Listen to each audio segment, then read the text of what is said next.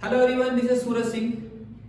आज हम the making of scientist, बहुत इंपॉर्टेंट चैप्टर और बड़ा बोरिंग चैप्टर बच्चों को लगता है, उसको इंटरेस्टिंग तरीके से करेंगे। एक एक लाइन में आपको समझाते हुए चलेंगे। आपको क्या करना है, आपको बातों को ध्यान से सुनना है, समझना है और इंपॉर्टेंट चीजों को नोटिस करते चलना है, लिखते चलना है।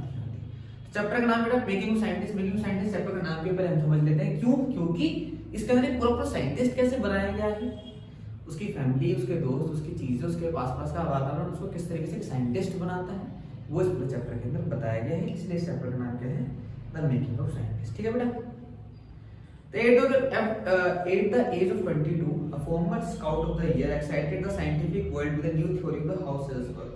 तो 22 की उम्र में ये बंदा, जिसका नाम एल्बर्ट रिचर्ड एच एब्राइट है, बहुत खुश हो रहा होता है क्योंकि उसने एक नई थ्योरी निकाली थी। इसमें उसने पता करा था कि सेल्स किस तरीके से काम करता है, हमारी कोशिकाएं किस तरीके से काम करती हैं। और तो रिचर्ड एब्राइट बहुत एक्साइटेड होता है, उसके कलीग जो रूममेट जो होते हैं वो भी होते हैं, उन्होंने एक्सप्लेन करा था और उनकी जो थ्योरी थी वो छपी थी एक proceeding of the national academy of science, कोई जो मैगजीन्स वगैरह होती थी वो छपी थी। क्योंकि मैगजीन्स में ना किसी का आर्टिकल छप जाना एक बहुत बड़ी बात होती है। तो भाई सीधी सी बात है, बंदा एक्साइटेड तो होगा। तुम्हारी कोई बात, तुमने कोई चीज, तुम्हारी कोई कविता, कोई भी चीज होगी, तुम्हारे अगर किसी आर्टिकल, किसी अच्छी बड़ी नामी गिरामी किताब में छप जाए तो आप भी जाओगे, आप बहुत एक्साइटेड हो जाएंगे, हैप्पी हो जाओगे। इसी तरीके से भी कुछ होता है।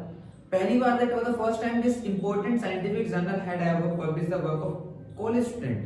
पहली बार था कि किसी एक इतनी बड़ी मैगजीन ने किसी कॉलेज स्टूडेंट की किसी थ्योरी को छापा था। बड़ी बात थी ना कि एक स्टूडेंट हो आप और आपकी बात एक ऐसे लेवल पे जा रही जहां पे बड़े बड़े लोग थे, बस एक बच्चा पहुंच जाए वहां पे तो नाम हो जाना ना आपका।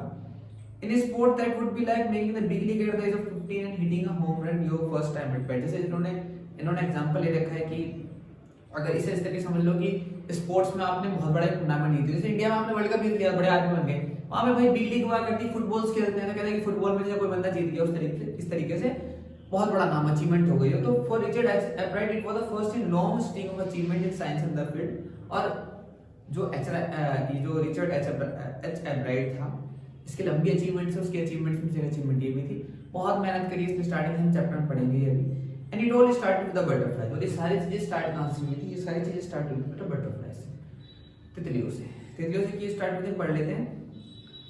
And only child a bright grew with the north of reading. तो एक अकेला बच्चा था अपने माँ बाप का।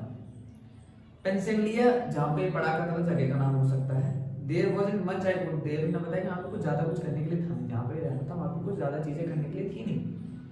He said I certainly could not play football। मैं फुटबॉल नहीं खेलता था, बेसबॉल नहीं खेलता था, क्योंकि मेरे पास टीम नहीं थी, दो टीम थी खेलने के लिए। But there was one thing I could do। मेरे पास एक चीज कर सकता था जहाँ पे भी मैं रहता था, कलेक्टिंग, चीजें कलेक्ट करना। अच्छा, ये भी एक शौक होता है, आपको पता होगा, लोगों को ना सिक्के कलेक्ट करने का शौक होता है, लोगों को मैगजीन्स कलेक्ट करने का, फोटोज कलेक्ट करने का, मतलब अलग अलग चीजें, बहुत नए नए शौक है यार लोगों के। तो इसको चीजें कलेक्ट करने का शौक था। सो ही डिड, उसने करा। ही एवर हमेशा करता रहा। बिगिनिंग इन द किंडरगार्टन से स्टार्ट करा, जो भी इसकी नर्सरी वर्सरी होगी, जहाँ पे भी स्कूल होगी। एब्राइट कलेक्टेड बटरफ्लाइज। इसने स्टार्टिंग में क्या करा, बटरफ्लाइज कलेक्ट करने का शौक, तितलियां कलेक्ट करता था। Same determination that he is marked all his activity. He collected rocks, fossils, coins, पत्थर, सिक्के, नई नई चीजें इकट्ठी करना। He became an eager astronomer to sometimes star gazing all night. उसके अंदर ना उत्सुकता, क्यूरियोसिटी होगी, हर चीज को लेकर ना एक्साइटमेंट होती थी। कभी कभी रात में बैठ के वो आसमान को घंटों घंटों देखता रहता था, तारे, आसमान, सूरज, सब लोग क्या चल रहा है, क्यों है, क्या से है।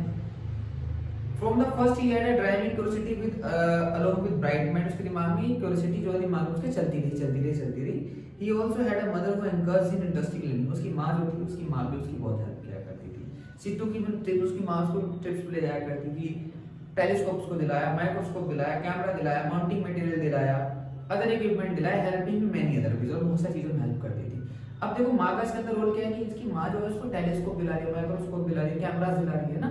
तो अब तुम पे खिलौने आएंगे तो तुम तो खिलौने खेल के बेटा खिलौने वाले इंसान ही बनोगे ना। तुम्हारे में क्यूरियोसिटी क्या है, तुम्हारे पास गाड़ी है, तुमने गाड़ी चलाई, बात खत्म। उस पर कैमरा है, उस पर टेलीस्कोप है, वो देख रहा है नजदीक से चांद, तारों को, सूरज को। तो उसके अंदर क्यूरियोसिटी हो रही है ना कि चांद देखने में ऐसा नजदीक से देख रहा हूँ तो बताइए, तो पूरा प्रॉपर एक सूरज है, ग्रह को देख रहा है, छोटा सा बिंदु दिख रहा है, उस टेलीस्कोप के अंदर देख रहा है तो बहुत बड़ा सा सर्कल है, बहुत बड़ा कुछ पत्थर का टुकड़ा, क्या है क्या नहीं है। क्यूरियोसिटी बंदे में आती है जब उसके पास उस टाइप की चीजें होती है, तो उसकी माँ उस चीजों में हेल्प करती है। तो भाई ठीक है भाई। उसके बाद I was is only companion until he started school. उसकी माँ कहती है कि जब तक इसने स्कूल स्टार्ट नहीं करा तब तक स्कूल जाने से स्टार्ट नहीं करा, उसकी अकेली दोस्त थी। After that I would bring home from friends for him. जब वो स्कूल जाने लगा मैं उसके दोस्त ले जाया करती थी, क्योंकि उसको दोस्त बनाना पसंद नहीं था। तो उसकी माँ उसके आस पड़ोस के लड़कों को उसके साथ के भी खेलो, कुछ भी करो, एक्टिविटीज करो, जो भी करो, but at night we just did things together. दिन में तो आसपास के लड़कों को ले आती थी खेलने के लिए, बट रात में कहती थी कि रात में हम दोनों साथ में अपने हिसाब से चीजें करा करते थे, जैसे टेलीस्कोप में कोई चीजें देखना, आसमान देखना, बातें करना, किताब पढ़ना, कुछ भी हो सकता है। I was his only companion, ये तो हो चुका है, but at night we just ये भी हो गया। Richie was my whole life after his father died when Richie was in third grade। Richie एक अकेला मेरा दोस्त था, मेरी जिंदगी थी जब से उसके पापा एक्सपायर हुए। मतलब इसके पापा जो है जब एक्सपायर हो जाते हैं, वो तीसरी क्लास में रिचर्ड होता है, तभी उसके पापा एक्सपायर हो जाते हैं। She and her son spent almost every evening in the dining room, दोनों डाइनिंग रूम में बैठ के पूरी दिन पूरा शाम बिताया करते थे। If he didn't have things to do, उसके पास अगर कुछ काम करने के लिए नहीं होता था, I found working, उसके लिए काम मिल जाता था। नॉट फिजिकल वर्क नहीं, लर्निंग चीजें भी, सीखने वाली चीजें भी। His mother said he liked it, he wanted to learn, और उसको पसंद भी था। उसकी माँ उसके लिए काम लाया करती थी। जिस चीज की तुम्हारे अंदर क्यूरियोसिटी है और तुम्हारे लिए बंदा वही चीज लेके आ रहा है ना, तो तुम्हारे अंदर क्या होगा कि तुम उस चीज को करने के लिए एक्साइटेड हो गए। अब तुम्हारा पहले से किसी चीज को करने का मन नहीं, बुक पढ़ने का मन नहीं है, बुक तुम्हारे लेके आ गए, तो तुम उसको करने में थोड़े एक्साइटेड हो गए। तुम्हारा काम था, तुम्हारा मन था कि तुम्हें सिक्के कलेक्ट करना है, तुम्हें वही चीज ला के दी तुम्हारे घर वालों, तुम एक्साइटेड तो रहोगे ना। तुम्हारा क्रिकेट खेलने का मन है, बैट देख के तुम एक्साइटेड हो गए। तुम्हें फुटबॉल खेलने का मन ही नहीं करता, फिर फुटबॉल आ गया तो तुम एक्साइटेड थोड़ी हो गए। तो उसकी माँ उन्हीं चीजों को उसके सामने रखा करती थी जिस चीज के लिए वो एक्साइटेड रहा करता था। लर्निंग थी तो लर्निंग वाली चीजें लाया करती थी, और उसके अंदर वो चीजें ग्रो करती चलेगी, उस चीज की तरफ वो ग्रो करता चला गया। ठीक है भाई। और इसने करा भी टॉप ग्रेड्स इन स्कूल, उसके स्कूल में उसके टॉप ग्रेड्स आए। और everyday things he was just like everyday, और बाकी के दिनों पर जैसे और बच्चे हुआ करते थे वैसे ही बच्चा था, कोई ज्यादा एक्स्ट्राऑर्डिनरी बच्चा नहीं था। उसकी माँ ये कहती है by the time he was in second grade, जब वो सेकंड ग्रेड में आया, bright has collected all 25 speech of butterfly. जब वो सेकंड ग्रेड में आया उसने 25 तरीके की अलग-अलग तितलियां इकट्ठी कर ली थी अपने आस पड़ोस से। That probably would have been end of my butterfly collecting। वो कहता है कि मुझे लग रहा था कि यहाँ पे मेरा लास्ट हो जाएगा, मैं ज़्यादा कलेक्ट नहीं कर पाऊंगा, क्योंकि आस पड़ोस से तो मैं 25 अलग-अलग तरह की तितलियां इकट्ठी कर ली, अलग-अलग प्रजाति की बहुत होता है। मुझे लगा कि अब मैं खत्म, इसके बाद मैं बटरफ्लाई कलेक्ट नहीं करूंगा।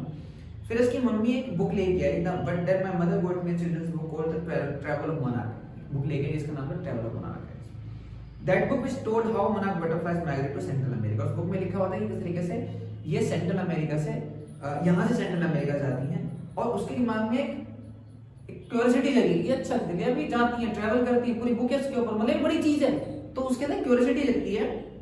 उस बुक के लास्ट में रीडर्स को इनवाइट किया गया था कि जो भी बटरफ्लाइज की माइग्रेशन के बारे में जानना चाहता है कि कैसे जाती है, क्या जाती है, तो हमें आप पिंग कर सकते हैं, हमसे कॉन्टेक्ट कर सकते हैं, हम आपसे चीजें शेयर करेंगे। उन्होंने बोला कि बटरफ्लाइज को टैग करने के लिए, रिसर्च के लिए, मतलब जो भी जिस भी बंदे ने बुक लिखी है, इसका नाम था डॉक्टर फेडरिक, कि भाई जो भी बंदा चाहता है माइग्रेशन को समझना है, चीज कैसे ट्रैवल करती है, क्या रीजन होते हैं, तो जो भी बटरफ्लाई आपके पास दिखती हैं तो आप उनको टैग कर दो, तो निशान लगा दो। ठीक है। Urquhart to the university of Toronto Canada, bright mothers road to direct Urquhart. तो वहां के जो डॉक्टर होगा उसने लेटर लिखा, जो साइंटिस्ट था, और उसने बोला कि भाई हम भी चाहते हैं कि टैक्स अटैच करना। ठीक है। उन्होंने क्या करा, उन्होंने उसको टैक्स भेज दिया कि भाई ठीक है, आप टैक्स अटैच करना चाहते हो, तुम्हें टैक्स भेज देंगे। Anyone who found a tagged butterfly was to send a tag to the doctor यूरेकार्ड। और जिसके पास भी वो तितली आती थी या टैग आता था, तो आपका काम क्या था, उस तितली को ले जाकर डॉक्टर यूरेकार्ड को दे देना। ठीक है भाई। The butterfly collecting season around dating last 6 weeks in the latest summer। इन्होंने तितलियां इकट्ठा करना चालू करा, 6 हफ्ते तक ये काम चलता रहा। If you are going to chase them one by one, you won't catch very many। तो 6 हफ्ते तक तो उसने देखा तितलियां आई। अब दिन में तुम्हारे पास 100 तितलियां थोड़ी आ जाएंगी, तुम्हें तितलियां बहुत सारी चाहिए, तुम्हें टैग करना है। कभी एक दिन में आ भी गई, 3 दिन तक नहीं भी आई, तो उसने कहा कि अगर एक मैं कलेक्ट करूंगा तो भाई बहुत टाइम लग जाएगा। So the next step for every was to raise a flag of butterflies. मतलब अपने घर में भी तितलियां पैदा कर लेता हूं, अपने घर में ही तितलियां पैदा कर लेता हूं। किस तरीके से, उसने एक फीमेल मोनार्क पकड़ी, टेक हर एक्ट में उसके अंडे दिए, raise them in a basement, अपने घर के अंदर ही बेसमेंट में उनके लाइफ साइकिल को पूरे जिस तरीके से वो बनती है, जैसे एग से प्यूपा, सॉरी एग से कैटरपिलर से प्यूपा, आपने साइंस में पढ़ा होगा, पूरी एडल्ट बटरफ्लाई उसने अपने घर में बनाना चालू कर दिया। व्हेन देन ही वो टैग पे जब बड़ी हो जाती थी तो उनकी विंग्स पे वो टैग कर देता था और उन्हें उड़ने देता था। For several years his basement was home to, कई सालों तक उसका घर हजारों तितलियों का घर बन गया और उसके घर में खाली तितलियां हुआ करती थी। Eventually I began to lose interest, धीरे धीरे क्या होगा उसका इंटरेस्ट जो है थोड़ा सा बटरफ्लाइज में कम होने लगा। It is studies there is not much feedback, क्योंकि फीडबैक नहीं आता, फीडबैक नहीं आता भाई, यार तितली है ना, तुम्हें थोड़ी पता है कि इधर जाएगी उधर भी अंदर भी जा सकती है, बीच में खत्म भी हो जाए, मर भी जाए, टैग ही गिर जाए, कोई आदमी टैग तोड़ दे उसका, मतलब बहुत तरीके की चीजें, तो उसको रिस्पॉन्स नहीं मिल रहा था। In all time I did it he laughed only 2 butterfly, जितनी भी उसने तितलियों पर टैग लगाए इतने सालों में 2 ही पकड़ी गई और कोई 75 किलोमीटर के अंदर के दायरे में, तो उसका थोड़ा इंटरेस्ट डाउन रहता है। Sorry. Then in the 7th grade he got a hint of what real science is when he entered counting sounds fair। फिर इसके स्कूल में भाई फेयर वगैरह लगते होंगे, तो उस फेयर में वो जाता है और वहां जाके हार जाता है, तो उसको महसूस होता है कि it was very really a sad feeling to sit there and not get anything while everybody else had won something। हर कोई बंदा कुछ ना कुछ जीत रहा था, जबकि ये बंदा बचपन से या 2nd grade से इन चीजों में लगा हुआ, तो बड़ा बुरा लगता है कि यार मैं इतनी मेहनत कर रहा हूं जब भी मैं कुछ नहीं जीत पाया। अच्छा, वहां पे वो चीज सीखता है, क्या सीखता है कि his anti was slides of frog tissues, उसकी जो उसने जो मतलब अपना इंस्ट्रूमेंट दिखाया था, उसने जो अपना प्रैक्टिकल दिखाया था कि फ्रॉग के टिश्यूज को, मतलब मेंढक के जो टिश्यूज होते हैं उनको दिखाया था उसने स्लाइड्स पे माइक्रोस्कोप के अंदर। He realized the winner had tried to do real experiment, उसने कहा कि जो बंदा जो जीता था उसने कुछ रियल एक्सपेरिमेंट करा था, उसने कुछ नई चीज, कुछ नया एक्सपेरिमेंट, कुछ नई चीज करके दिखाई थी, क्योंकि टिश्यूज तो कोई भी दिखा देगा। तो उसने सोचा कि ठीक है, और खाली नीड डिस्प्ले नहीं करना, चीजों को मतलब दिखाना नहीं है, अपनी तरफ से उसमें कुछ एफर्ट भी डालना। ठीक है भाई, इसने सोच लिया कि अगली बार मुझे कुछ ना कुछ करना है। Although the competitive spirit that drive Richard Albright was appealing, I knew that for the next year I have to do a real experiment। मुझे दिमाग लग रही है अगले साल तो मुझे कुछ रियल करके दिखाना है, मुझे वो नहीं जो किताबों में लिखा हुआ है ऐसे कर दो ऐसे कर दो ऐसे कर दो। ठीक है भाई। He said the subject I knew must know what the insect, उसका पता था कि उसका बचपन से किन चीजों में ज्यादा मन था, कीड़े मकोड़ों में था, क्योंकि तितलियां तो कीड़ों में इंसेक्ट्स में आएगी ना। उसने कहा ठीक है मैं इसी के ऊपर काम करूंगा, पिछले कई सालों से मैं इन पर काम भी कर रहा हूँ, इस पे एक्सपेरिमेंट अगले साल करूंगा। उसने डायरेक्ट यूए कार्ड को अपने आइडिया के बारे में बताया। Back came a stack of suggestion for experiment, उसके दिमाग में एक्सपेरिमेंट्स है। दोस्त keep Everett busy all through high school, पूरे हाई स्कूल के टाइम वो इन चीजों में बिजी रहा और उन्हीं चीजों को प्रोजेक्ट को अपने काउंटी साइंस फेयर जो भी साइंस फेयर होता है उसमें दिखाने लगा। 8वीं क्लास में I try to find the cause of viral disease, वहां पे भी एक डिजीज चल रही थी that kills nearly all monarch. जो तितलियां थी, कैटरपिलर, जो भी मोनार्क के जो भी कैटरपिलर्स थे मर जाते, ज्यादातर कैटरपिलर मर जाते थे। Albright thought that disease must be carried by beetles, ने सोचा कि किसी कीड़े मकोड़ों से इनको कोई बीमारी लग गई होगी। He tried raising caterpillars in the presence of beetles, उसने क्या करा, बीटल्स भी रखे जिनसे वो मरती थी और कैटरपिलर्स को भी उगाया साथ में, मतलब पैदा करा। Sorry, I didn't get any real result, पर उसको कोई फायदा नहीं दिखा, उसे लगा कि नहीं यार ये रियल नहीं है। But I went ahead and saw that I had tried the experiment, उसने वही एक्सपेरिमेंट दिखा दी कि मैंने बीटल्स और तुम्हारा कैटरपिलर्स को एक साथ उगाया, मोनार्क को एक साथ उगाया इस तरीके से पैदा करा और एक दूसरे को नहीं खा रही। बस इतना एक्सपेरिमेंट जब उसने अपने काउंटी फेयर में दिखाया वो उसी में जीती। नेक्स्ट ईयर इस science fair project was testing the theory that विक्री बटरफ्लाइज कॉपी मोनार्क। अगले साल उसको ये दिखाना था जो विक्री बटरफ्लाई होती है वो मोनार्क को कॉपी करती है। थ्योरी वाज दैट विक्री लुक लाइक मोनार्क। थ्योरी क्या थी कि जो विक्री जो तितली है वो मोनार्क की तरह लगती है और मोनार्क टेस्ट में अच्छी नहीं है पर विक्री टेस्ट में अच्छी है। विक्री on other hand they do taste good, उनको टेस्ट अच्छा, टेस्ट अच्छे से मतलब है कि चिड़िया उनको ज्यादा खाती थी, पर जिस चीज का टेस्ट तुम्हें अच्छा लगेगा तुम उसको तो खाओगे। तो चिड़िया क्या करती थी, ज्यादातर विक्री को खाती थी और विक्री लगती थी मोनार्क की तरह। वो लगती भी नहीं थी तो मोनार्क को कॉपी करती थी ताकि क्या है कि मैं बन जाऊं, मुझे समझे मोनार्क। अब दिक्कत क्या हुई कि मोनार्क को ही तितलियां, मोनार्क को ही चिड़िया जो है खा जाती थी विक्री समझ के। टेस्ट अच्छा होता नहीं था, चोंच मारी मार के फेंक दी।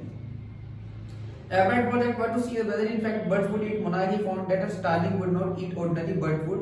It would eat all monarch it would get. इसने दिखाया कि भाई ये जो जितनी भी चिड़ियां हैं ये खाली विक्री को नहीं खाती, मोनार्क को भी खा रही है, मोनार्क खत्म हो रही है।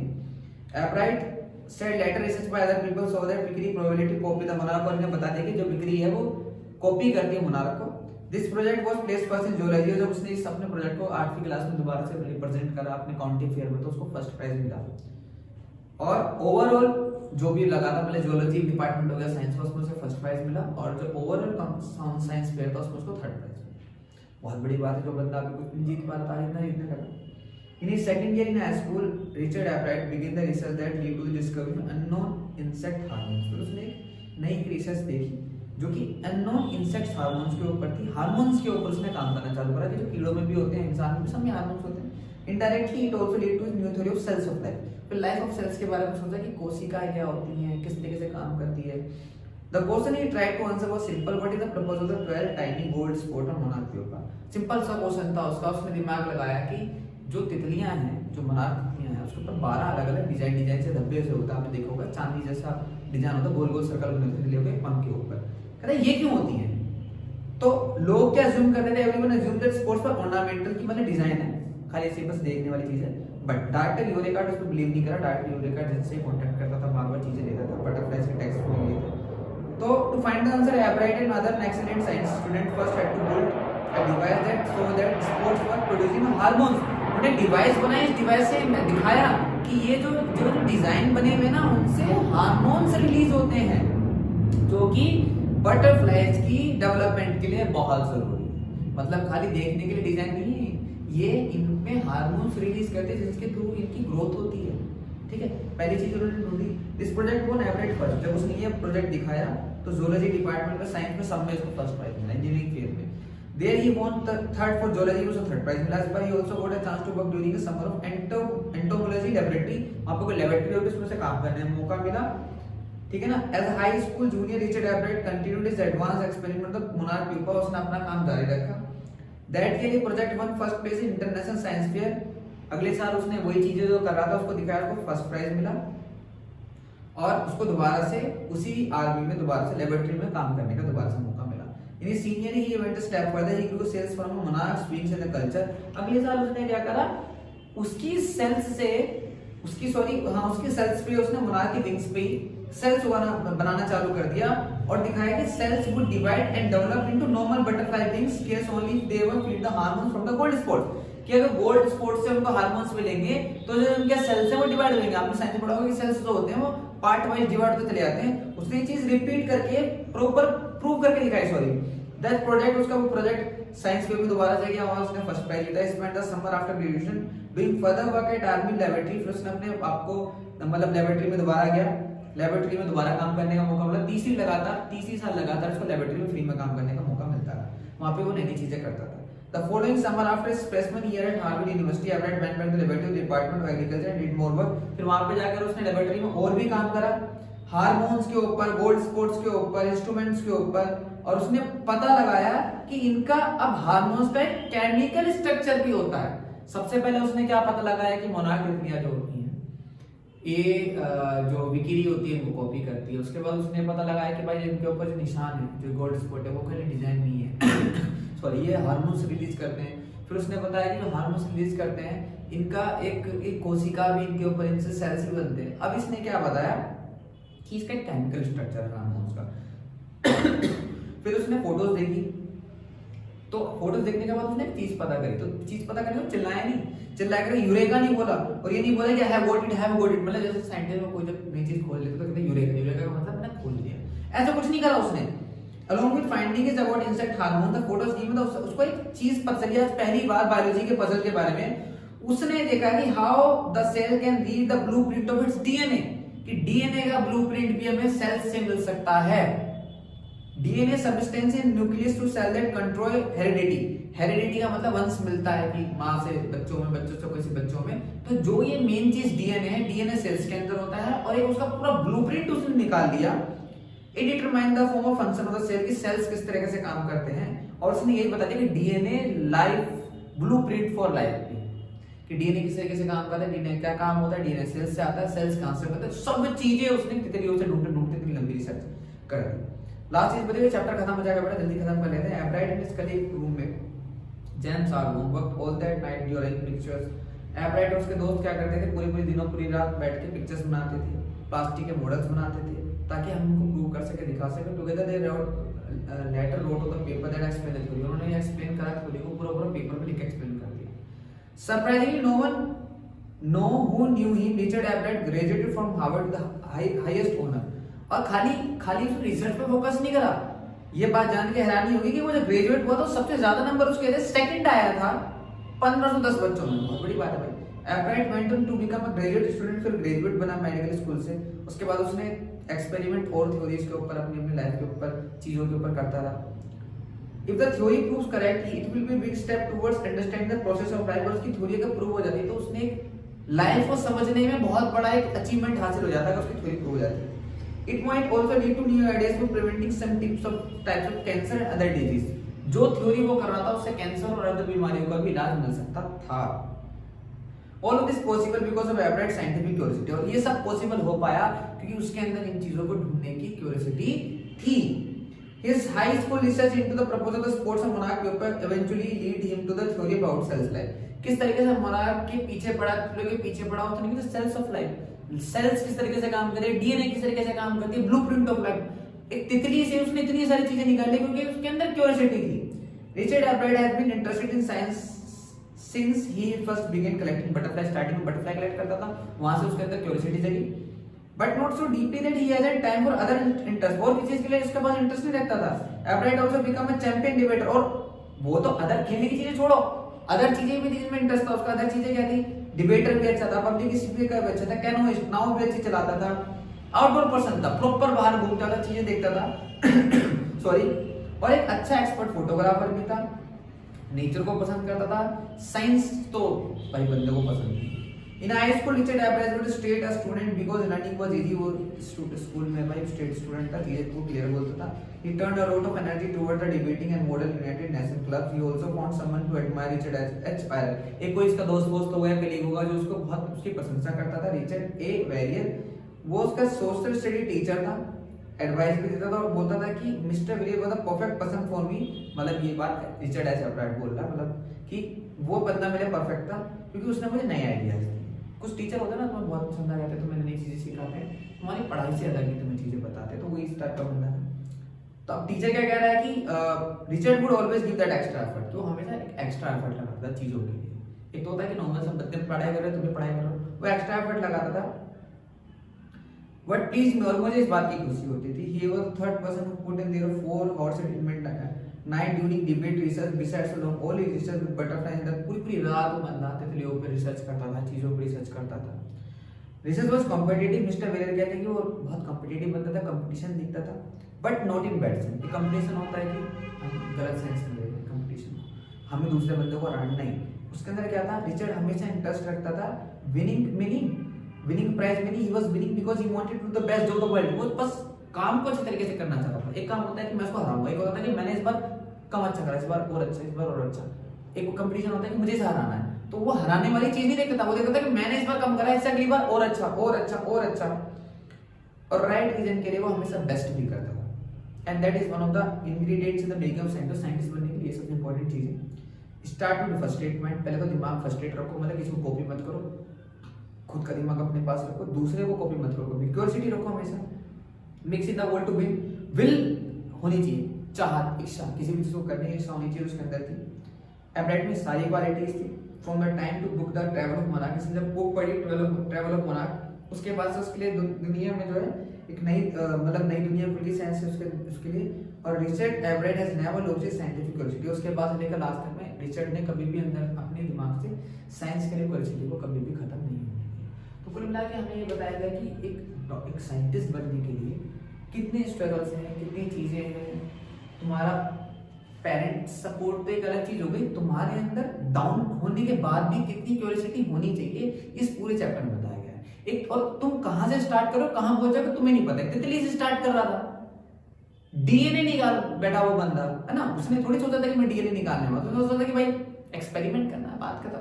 बट चीजें बदल गई एकदम से, फिर बीच में उसके साथ दिक्कत भी हुई। दिक्कत क्या हुई कि वो तितलियों को अटैक कर रहे थे, नहीं बदली, पर नहीं, हार नहीं मानी उस बंदे ने, उसे चीजें बदली, पैटर्न समझा, हर एक चीज को समझने की कोशिश करी। वो धीरे धीरे करते करते एक पूरा मेकिंग ऑफ साइंटिस्ट हमने इस पूरे चैप्टर के अंदर समझ लिया। बेटा यहाँ चैप्टर खत्म होता है, उम्मीद करता हूँ आपको चैप्टर समझ आ रहा।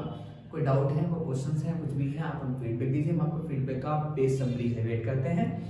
हम मिलते हैं आपसे नेक्स्ट चैप्टर में नेक्स्ट टॉपिक के साथ। जब तक आप क्या करना, आपको पढ़ते रहना, ख्याल रखना है। जय हिंद, जय भारत।